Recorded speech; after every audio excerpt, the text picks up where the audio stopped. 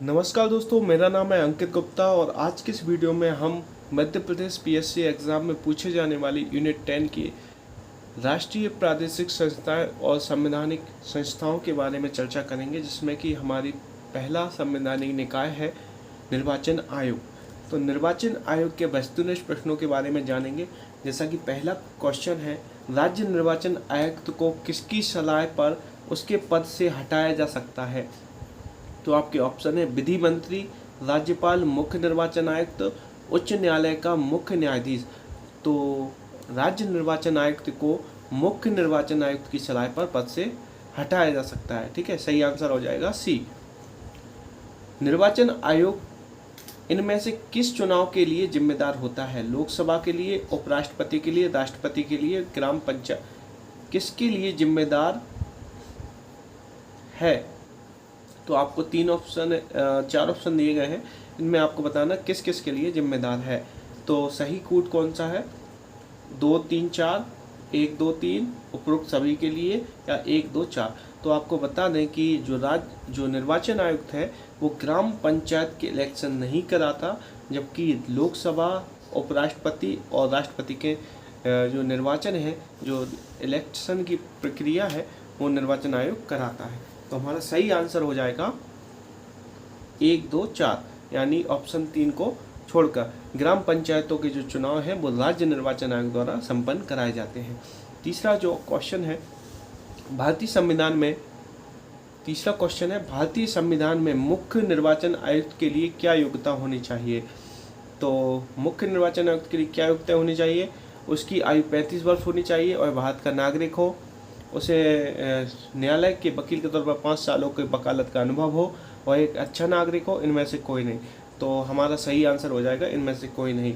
जो मुख्य निर्वाचन आयुक्त होता है उसके लिए इस प्रकार की कोई योग्यता नहीं होती है। उसकी अधिकतम आयु होती है 65 वर्ष या 6 वर्ष, यानी 65 वर्ष का अगर निर्वाचन आयुक्त हो जाए तो उसकी 65 वर्ष की आयु तक पद ग्रहण कर सकता है, या फिर 6 वर्ष, यानी जो भी कार्यकाल पहले हो जाए तो उस आयु तक वो पद ग्रहण कर सकता है। तो इनमें से कोई आयु नहीं है। मुख्य निर्वाचन आयुक्त की नियुक्ति किसके द्वारा की जाती है?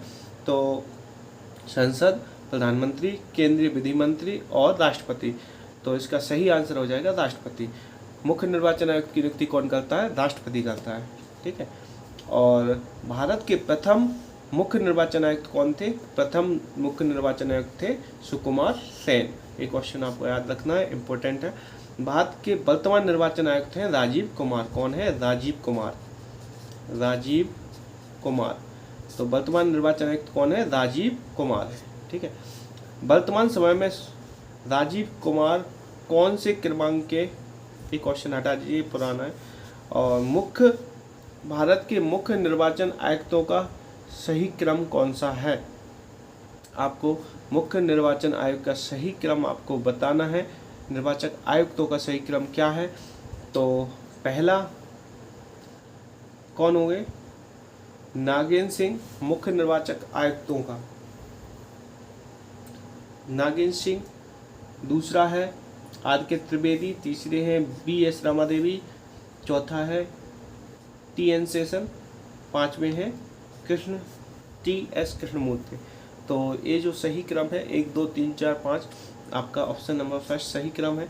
भारत की प्रथम महिला मुख्य निर्वाचन आयुक्त कौन है? भारत की प्रथम महिला मुख्य निर्वाचन आयुक्त कौन बनी थी? तो वो हैं आपकी बी.एस. रमादेवी। डायरेक्ट याद कर लीजिए, बी.एस. रमादेवी भारत की प्रथम महिला मुख्य निर्वाचक बनने का गौरव प्राप्त है। भारत का प्रथम एंग्लो इंडियन मुख्य निर्वाचक आयुक्त कौन बना? तो जेम्स माइकल लियोगडोहो। जेम्स माइकल लियोगडोहो जो है भारत के प्रथम एंग्लो इंडियन मुख्य निर्वाचन आयुक्त बने। अभी हाल ही में एंग्लो इंडियन को जो आरक्षण था वो समाप्त कर दिया गया है, इसलिए एक क्वेश्चन हो सकता है इम्पोर्टेंट हो जाए। एंग्लो इंडियन मुख्य निर्वाचन आयुक्त प्रथम कौन थे? James Michael Lyngdoh. ठीक है। नेक्स्ट जो क्वेश्चन है, राष्ट्रीय मतदाता दिवस कब मनाया जाता है? तो आप सबको पता होगा कि 25 जनवरी को राष्ट्रीय मतदाता दिवस मनाया जाता है। प्रथम बार राष्ट्रीय मतदाता दिवस कब मनाया गया? पहली बार सन 2011 में राष्ट्रीय मतदाता दिवस मनाया गया था। नेक्स्ट क्वेश्चन है, भारत के संविधान में चुनाव आयोग का वर्णन किस आर्टिकल में है? तो भारत के संविधान के भाग नंबर 15 के आर्टिकल नंबर 324 324, आपको याद रखना है 324 324 में निर्वाचन आयोग का वर्णन है। नेक्स्ट क्वेश्चन है, संविधान में चुनाव आयोग के सदस्यों की शक्ति, कार्य, कार्यकाल, पात्रता आयोग का वर्णन अनुच्छेद के संविधान के किस अनुच्छेद में है? यानी चुनाव आयोग के सदस्यों की शक्ति, कार्य और उनका कार्यकाल और पात्रता, इन सभी का वर्णन आर्टिकल 324 से 329 यानी 324 से 329। ये बिल्कुल याद कर लीजिए, आयोग से सबसे इम्पोर्टेंट क्वेश्चन है। 324 से लेकर 329 तक जो निर्वाचन आयोग है, आर्टिकल 324 से आर्टिकल 329 तक निर्वाचन आयोग का उल्लेख किया गया है। नेक्स्ट क्वेश्चन है, निर्वाचन आयोग में सदस्यों की संख्या बढ़ाने या कम करने की शक्ति किस में निहित होती है? ऑप्शन है राष्ट्रपति, केंद्र सरकार, संसद, मुख्य निर्वाचन आयुक्त। तो ये जो शक्ति है वो राष्ट्रपति में निहित होती है।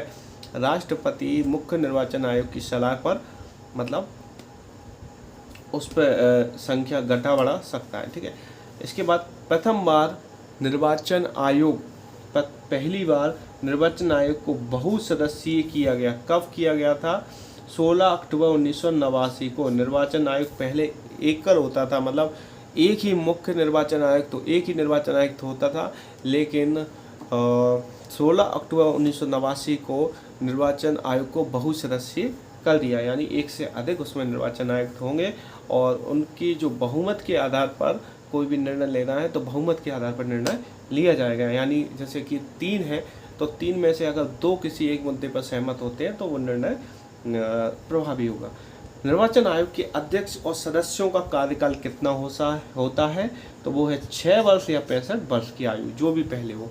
जैसे कि किसी की आयु मान लो 62 वर्ष है और वो निर्वाचन आयोग इलेक्ट होता है तो उसके लिए 3 साल और काम करेंगे, यानी 3 साल यानी 65 वर्ष की आयु हो जाएगी तो वो पद से हट जाएगा। या फिर उसकी आयु 45 वर्ष